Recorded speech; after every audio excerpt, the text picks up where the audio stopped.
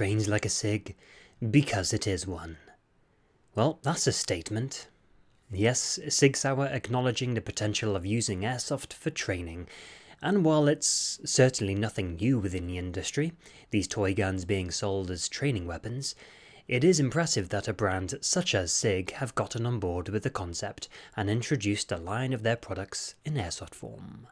Things have gone swimmingly for them with their recent contract to supply the American forces with the P320, designated M17 and M18, and they've gone to the extent of recreating them in gas blowback form, not only catering for weekend warriors but also scores of active duty personnel looking to adopt an authentic training aid.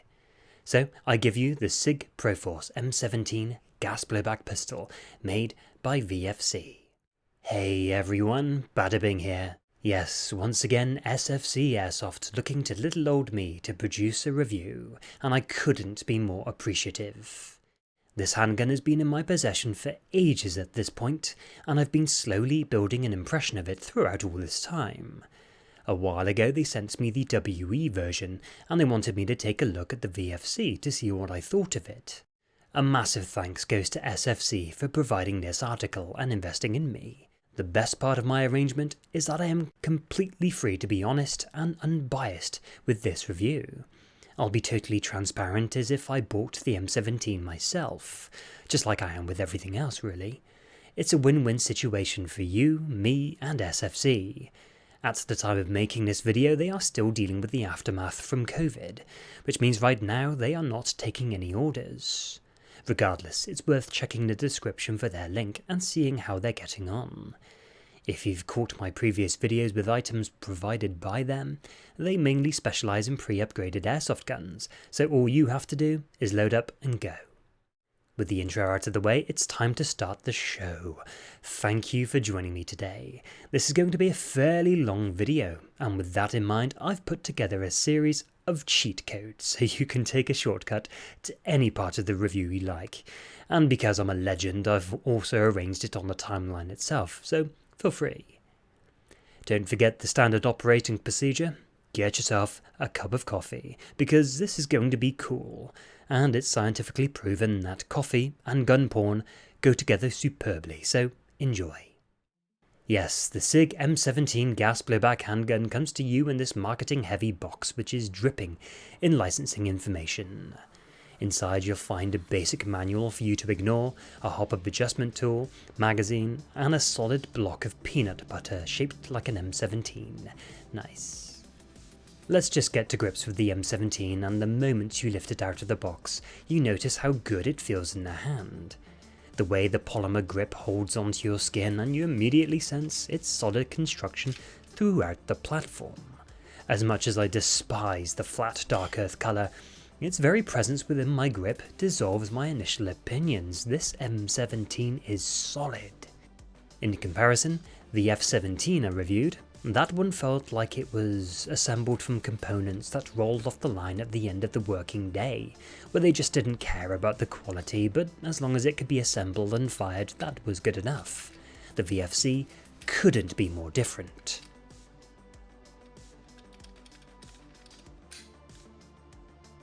The SIG licensed M17's colour, to my colourblind vision, appears to be identical between the slide and the frame. That horrendously overused 50 shades description is useless when concerning this product. They have done a perfect job of matching two completely different materials, something even FN Herschel can't do.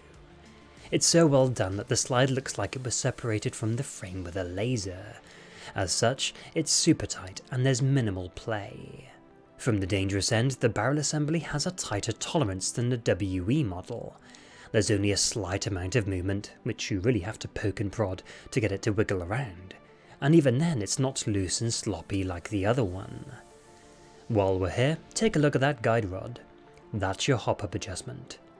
Like other VFC pistols, you use the included tool to rotate it, or lock the slide to the rear and just use your hands. Either way, it's easy to access, but a little stiff to adjust, which is cool. Not many people care about front slide serrations, but they're here, and to give them their due, they are cut really well, and work just fine for manipulating the slide. What might interest those die-hard trademark fans is of course the Sig Sauer M17 engravings, which are precisely cut, and finished with black highlights, and not just left white. Below is the industry standard 20mm rail for your accessories, but most unimportantly it disguises the 6mm caliber and F marking, which is pretty lame, because if we pan down there's all this ghastly warning information. Controls on the M17 can be found on both sides, apart from the takedown lever and the magazine button, which I believe is righties only. The catch inside is metal, so it's not using plastic to retain the magazines. Those magazines load and unload from the frame with an effortless, slick motion. There's no second guessing or additional taps to get them seated. Throw them home to a guaranteed lock. The ambi safety is stiff to engage and locks into place with a solid click. The slide release catch, in my opinion, is too close to the safety. This whole area is too busy for my liking. Sig, if you're watching this, spread it out. There's bags of room on the frame. The trigger is like a proper current gen M17 trigger, and it looks great. The weight is surprisingly heavy. I don't know how heavy, but as most airsoft triggers are light as hell, I have a feeling they've gone to the extent of replicating the real one.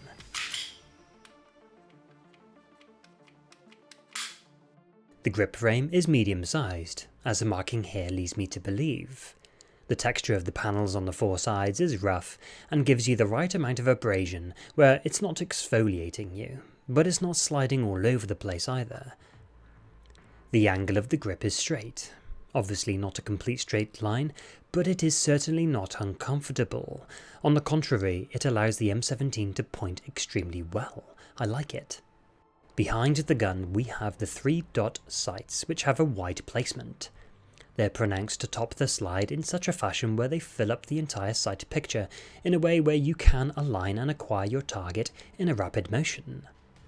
As this is a modern handgun that can be festooned with all the state-of-the-art accoutrements, the slide has a removable plate for an optic.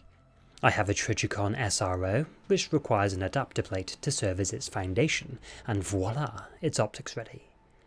I decided to buy the Meta RMR plate with the elevated fibre optic sights, all in the name of Gucci-ness.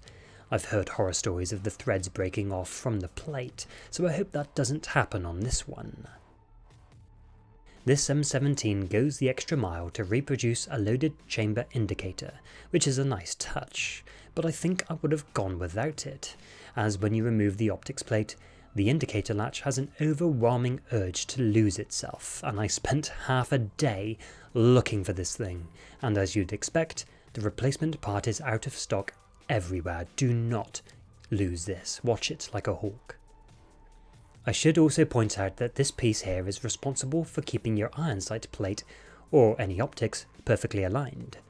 The recoil forces can back out the screws and produce some side-to-side play. While it may be millimeters as it sits here, that can translate to a great deal of sight drift downrange if you have a red dot attached. I wrapped mine with some PTFE tape, and it's a snug fit with no play.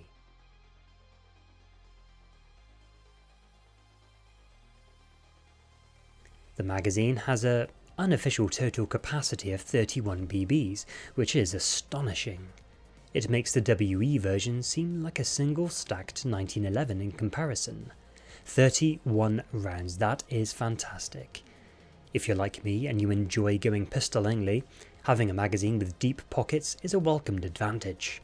However, to save potential damage to the nozzle, it's best to keep a few shots shy of its total capacity. VFC offer a few options when it comes to compatible magazines. There's the green gas extended ones that I have, and the M18 style version, where the baseplate is flush with the frame. Those would be my ultimate preference, as the ones I have don't look as good. While they are easier to index from a pouch, the knobbly bit on the end kind of ruins the aesthetic for me.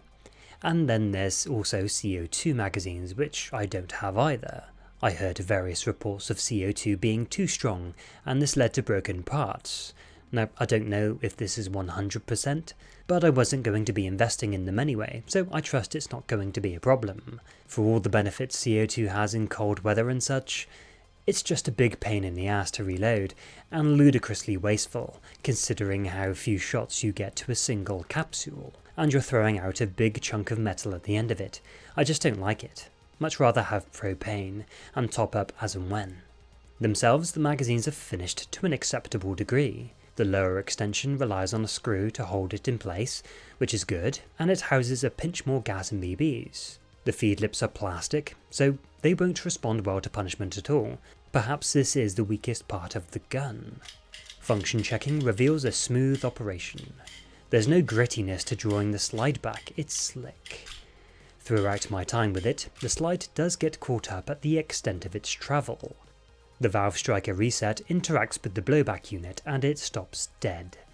This happens because it's slightly intruding on the space where the BBU flies across, and it acts almost like a second slide lock. This part incorrectly moves freely side to side, and that's how we get this. Internally, the fire controls can be removed from the frame within moments. It's also easy to access and maintain. That's another benefit this handgun has going for it. Diagnosing issues is easier and faster to identify. Taking those fire control components away from the chassis, it's nice knowing that they are made from steel, or as their attraction to a magnet leads me to believe. They're also finished to a high degree, so that's nice. Elsewhere, the slide catch is steel, however the trigger bar is not. The barrel assembly isn't something that can be pulled apart without tools. You punch out a pin and disconnect a spring to extract the hop-up in a barrel. Inside it was all smothered with silicone oil, so I dried it all out. Now at least it has a chance of hopping the BBs correctly.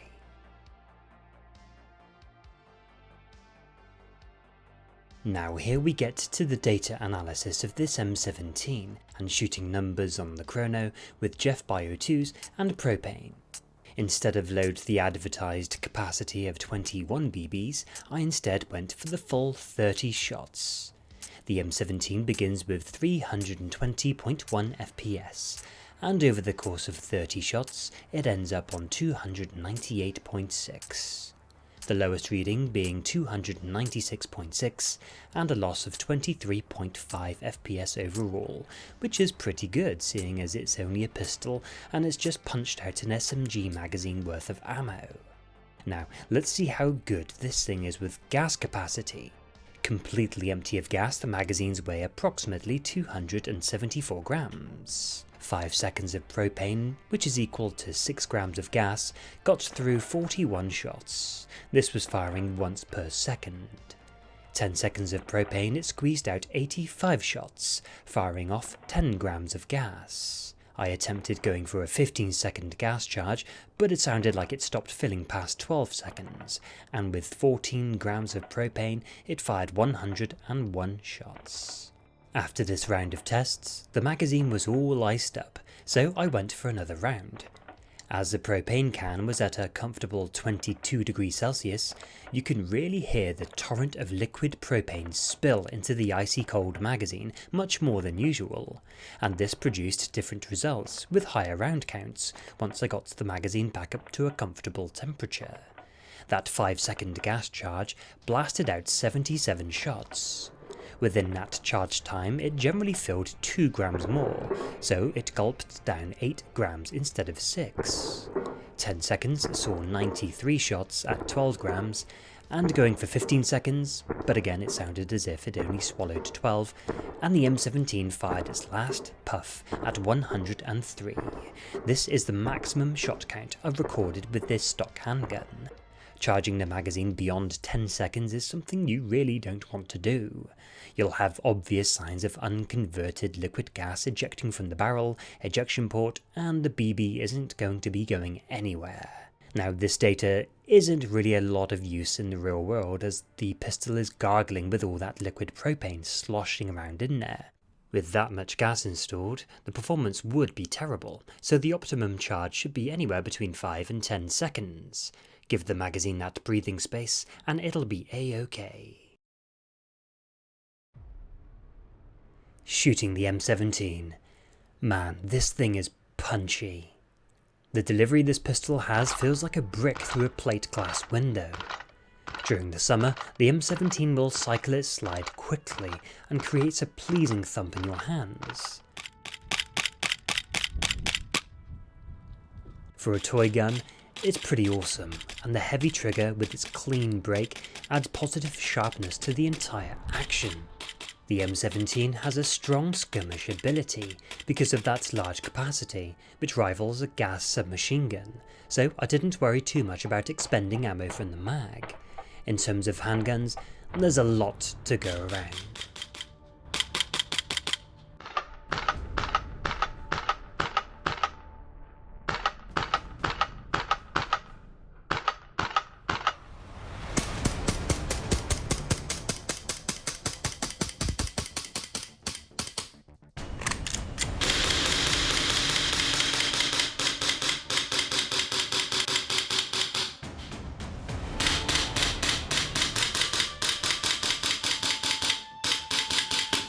Watch yourself, that gap.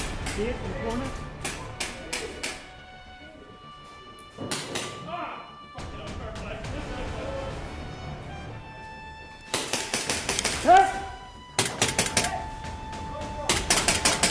Hit.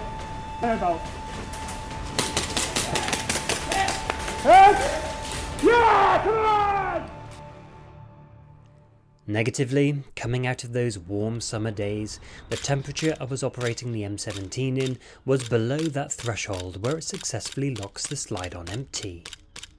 I had to be mindful after several engagements to inspect the remaining ammo so I wasn't dry firing because it just didn't have enough puff to lock up.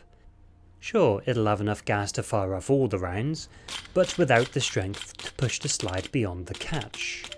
That punchy report would diminish as you pass the halfway point, and there's a moment when you realise you're not firing anything anymore, and that empty magazine would be cold. Now I'm purposely shooting quickly to aggravate the system to see where it fails. Had I been shooting slower, I'm sure the results would be favourable. But you know as well as I do that when you're running a handgun in-game, you need to smash that gas pedal through the floor, and a gas blowback handgun has to keep up, otherwise it's pointless. If I happen to have charged beyond 21 rounds, and it's anywhere below 30 degrees Celsius, I don't expect it to go all the way to lock back if I've been firing with urgency. Cooldown would reduce the speed of the slide and cut down the travelling distance, and this is what the M17 has been like. I want to say 90% of the time this is the way, and for me this is where an otherwise excellent gas blowback pistol fails. If it can't do something as simple as that in mild temperatures, then it defeats the object of a training gun, or at least a serious gaming pistol. I'm really not asking for much. I've used Garda power-up gas to see how it improves the performance, and excitingly, it boosts the speed of the slide, similarly to how it operates during the summer on propane. Trouble is that it still could not maintain that level to lock empty. I suppose downloading would be a wise move, but for gaming, I would not want to compromise on capacity. You cannot have it both ways, and that's what really annoys me with this gas handgun.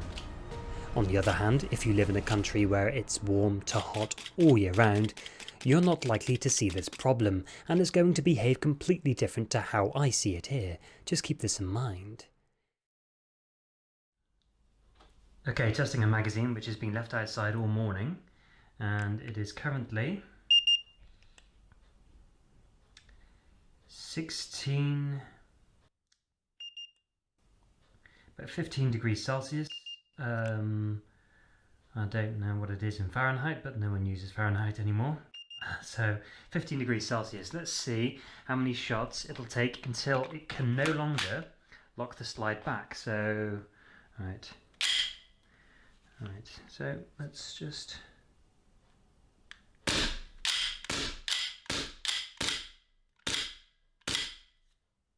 So it managed to get off 3 shots And then with the fourth shot, it just couldn't lock back. However, it still has plenty of gas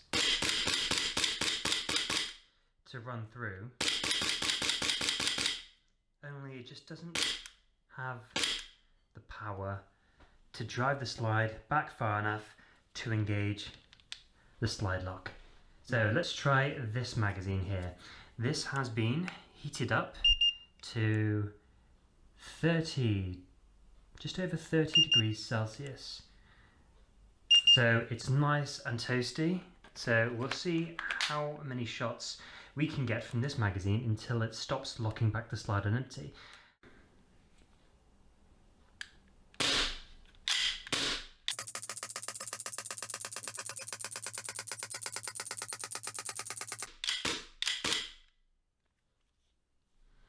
Alright, well that's the best way I can illustrate to you the capabilities of this handgun, whether it can lock the slide back on empty in hot weather and in cool weather. Now, with the magazine being left outside in only 15 degrees Celsius temperatures, not that cold at all, but it still could not make it past 3 shots and lock back empty. It did the first 3 shots just fine. It's just the 4th shot and beyond didn't have the steam to do it.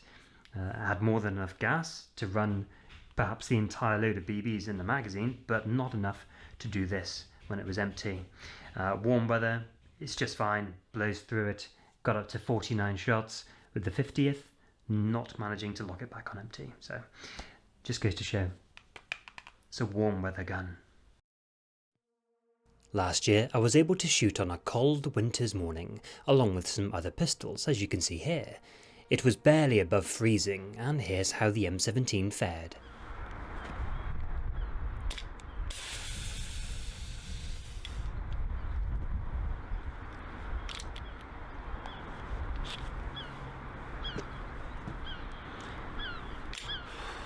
Now this is the point where I infect the screen with chickenpox by putting rounds on target at 20 meters, and the accuracy isn't too bad. It's about average. The M17 had moments of on-paper repeatability. Just take a look at the collection of groupings that are going to be forming within the next few seconds on the upper right side of the paper. This is a good example of the best sheet the M17 was able to print. I had others which weren't as tidy, although I think environmental conditions were partly to blame, as well as my ability to focus my eyes on target. Would have loved to have used the SRO, as it's easier to see, but that meter plate is too unstable, as you can see here. The inconsistent shot pattern can't just be the M17.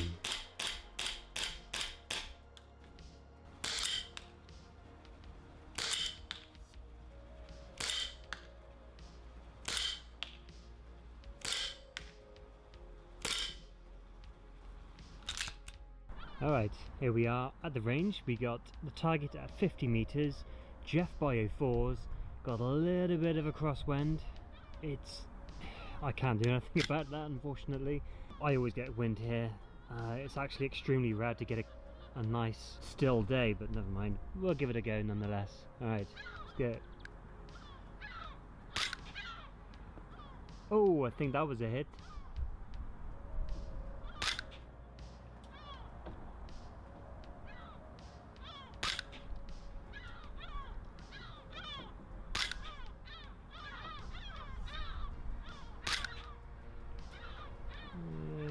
See, that wind is taking it off just a little bit.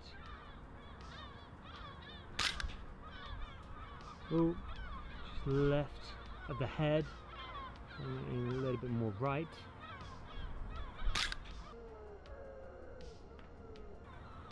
Was that a hit? I can't tell. Let's give it another go.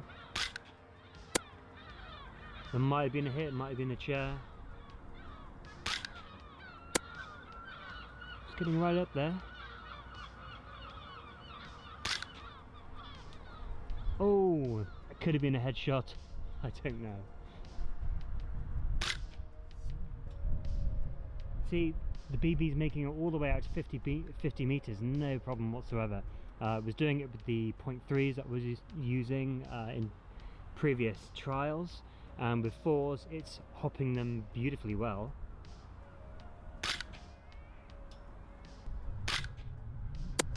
Oh, saw that. Right in the gut.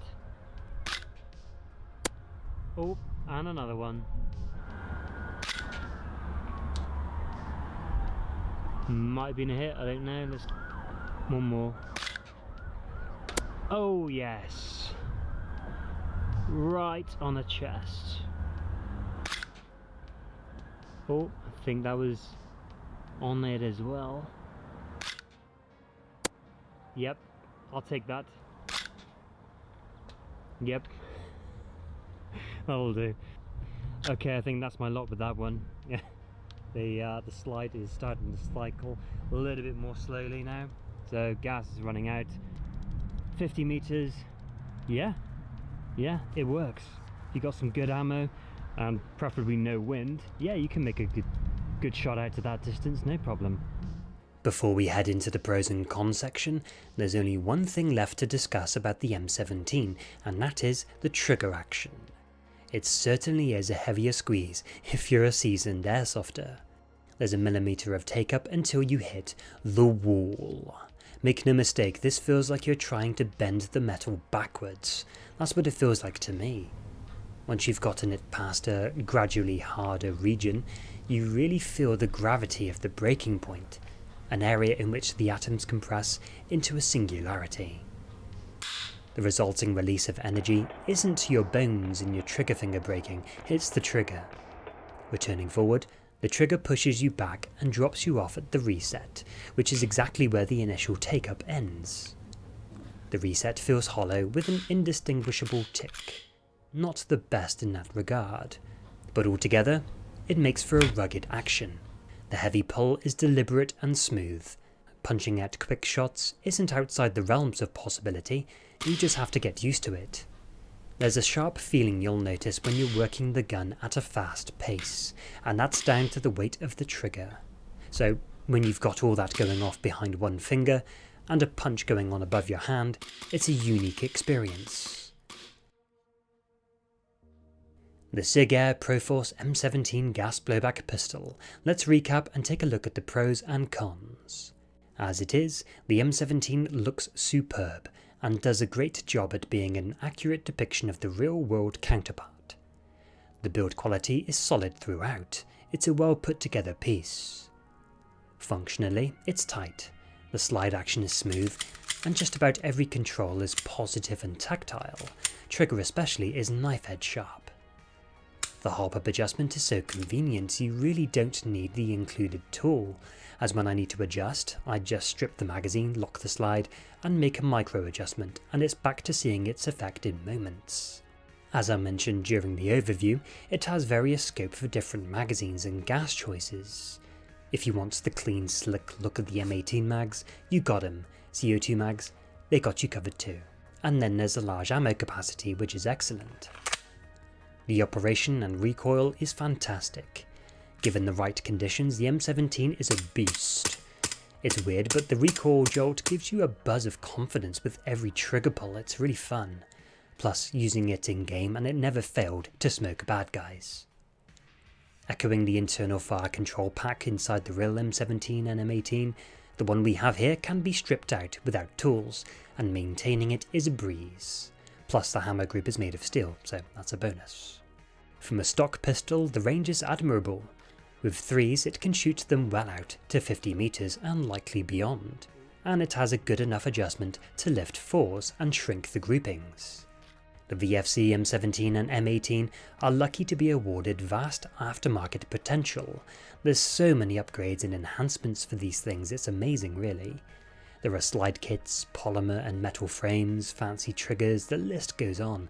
It's almost as customizable as a high capper. Well, not quite, but you get the idea.